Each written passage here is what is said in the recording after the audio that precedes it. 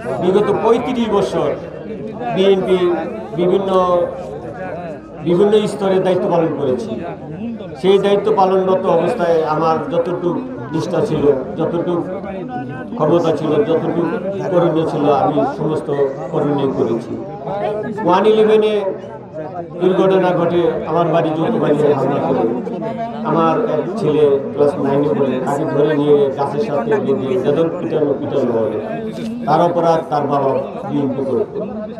কিন্তু বিএনপির কোনো নেতৃবৃন্দ তখন তো খোঁজখবর নেয়ই নাই, বরঞ্চ বর্তমান পর্যন্ত তারা এই জিনিসটা কোথাও একটু স্বীকৃতিও জানায় না। যেটা একটা ভূমিদস্যু বসুন্ধরার এর মাধ্যমে দস্যুতা চলতেছে, সেই দস্যুতার মাঝে এই দেশের অনেক লোক জড়িত। মাদক একটি বড় অভিশাপ এই দেশে, এবং সেই মাদক এবং এই ভূমিদস্যুতা যারা করতেছে তারা ফেসিবাদী সরকারের সদস্য ছিল। এখন তারা এসা বিএনপিতে অংশগ্রহণ করে এবং তারা সেইভাবে আগের মতনই সেই অপকর্মগুলো করতেছে।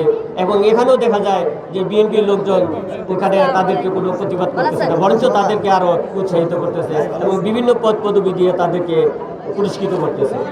আমার দেশের একটি কবরস্থান ছিল, প্রায় 200 বছর আগের কবরস্থান। জালিয়াতির মাধ্যমে খারা দলিল বা যে দলিল বলে ভুয়া দলিল বানিয়ে সেই কবরস্থান বিক্রি করে টাকা দিয়ে গেছে।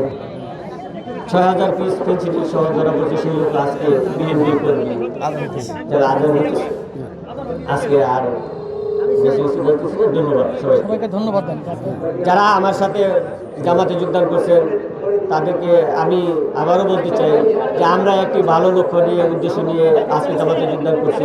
জামাত ইসলাম আমাদেরকে সেই পথ দেখার, যে পথ দুর্নীতিমুক্ত